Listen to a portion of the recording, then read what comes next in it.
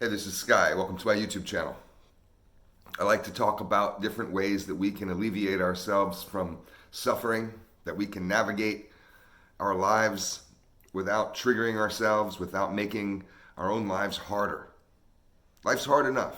Why make it harder on yourself?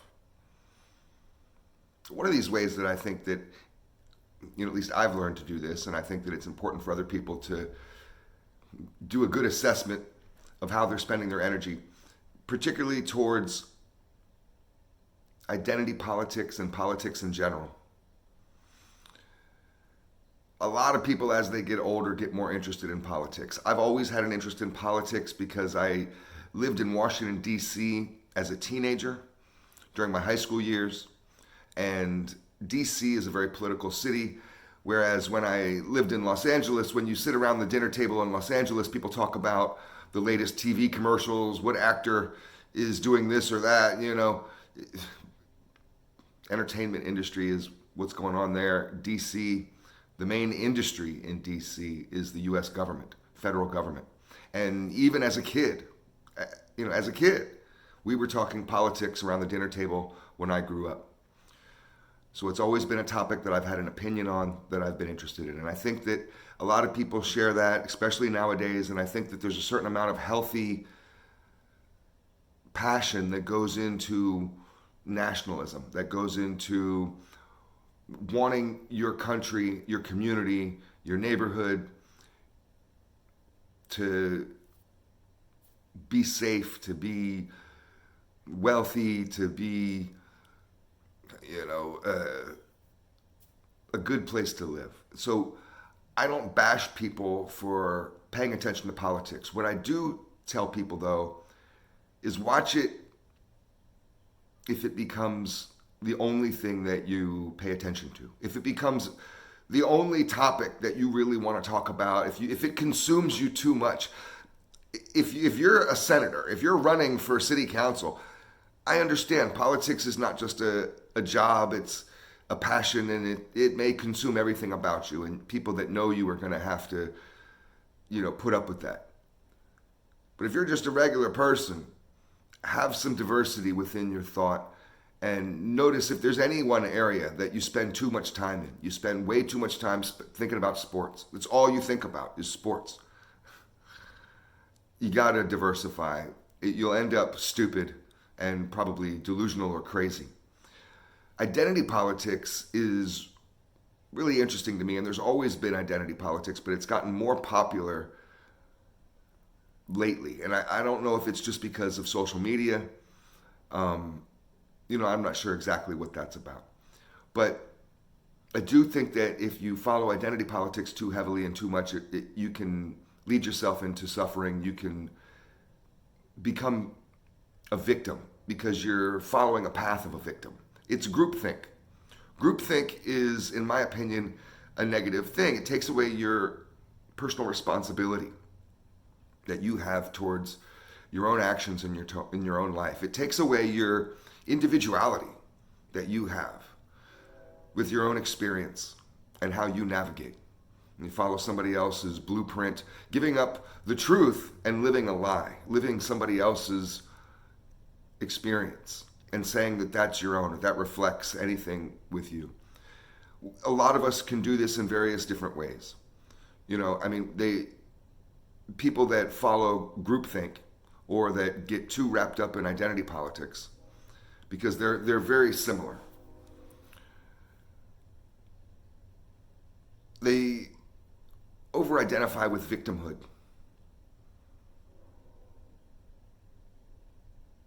I've always felt like, regardless of what chips are stacked against me, regardless of what happened with people before me, regardless of what my forefathers may have gone through,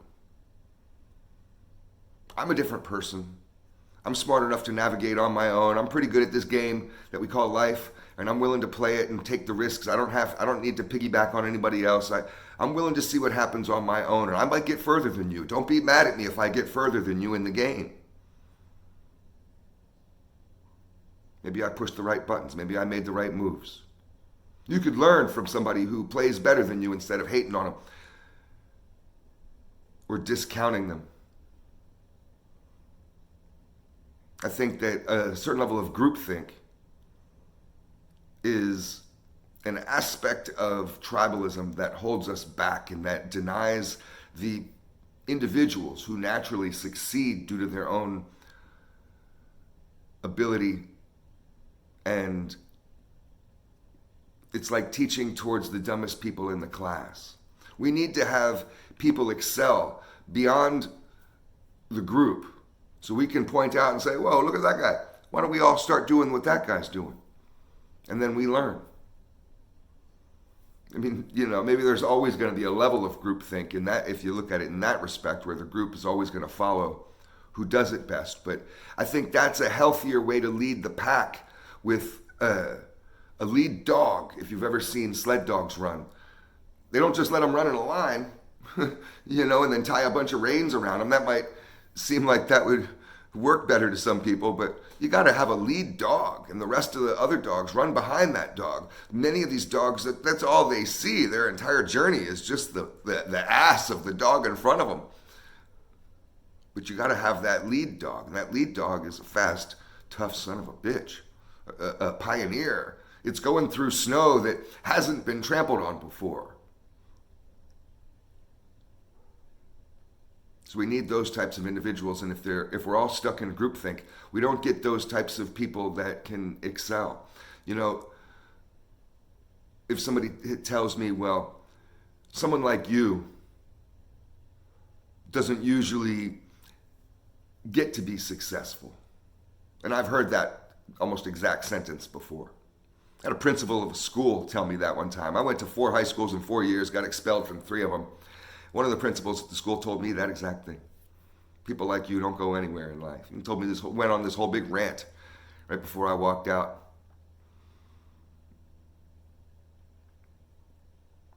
I always think, well, if it's never been done before, I'm going to be the first. I'll find a way.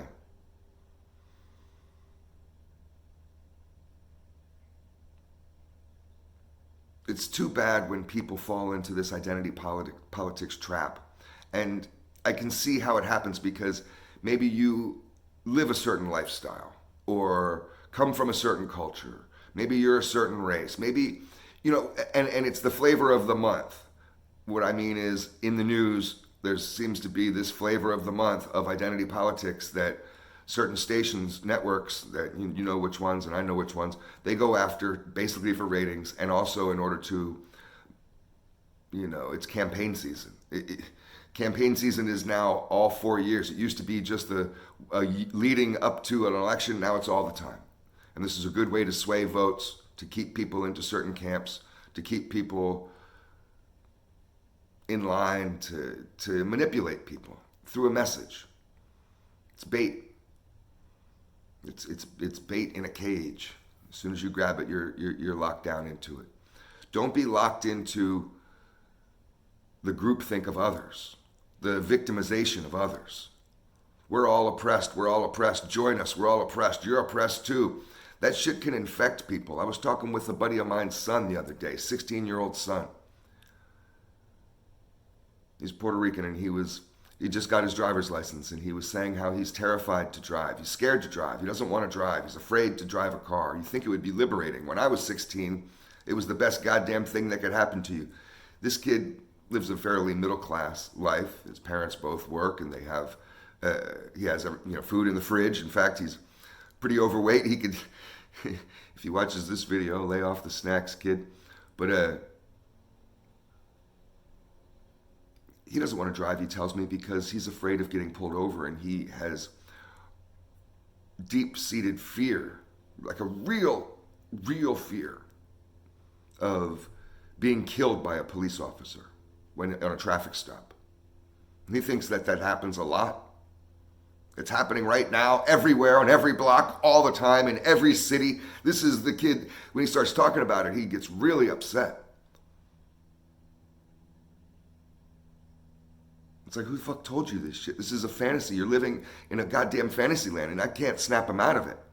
Because this is the groupthink that he's stuck in. This is the narrative that he's heard. He's joined in with this idea that there's these evil white KKK hooded cops hunting, not just patrolling, but hunting, driving around, looking for anybody of color, particularly young men of color, with the sole purpose of killing them, of assassinating them. This is reality. This is what happens in America, and anybody who thinks differently is stupid. This is what this 16-year-old kid is telling me. How sad, that this victimization of groupthink, that this way of thinking can rob somebody of what should be a very liberating experience of getting your driver's license for the first time. When I mentioned to him, well, why can't you just drive good? Can't you just not get pulled over?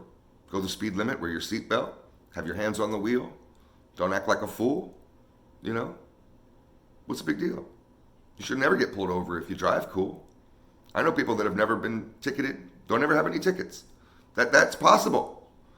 But him, he doesn't see that kind of individual responsibility or capability. I'm not capable of being an individual and navigating on my own with my own experience and my own empowerment to be in charge of my journey. I have to latch on to this victimization. It's just, watch how it's important to watch how we do this. Anybody can fall victim to groupthink, fall victim to being a victim. Pay attention to those repetitive messages that they're fucking battering down on you.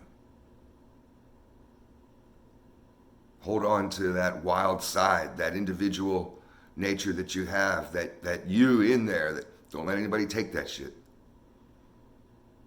Thanks for watching.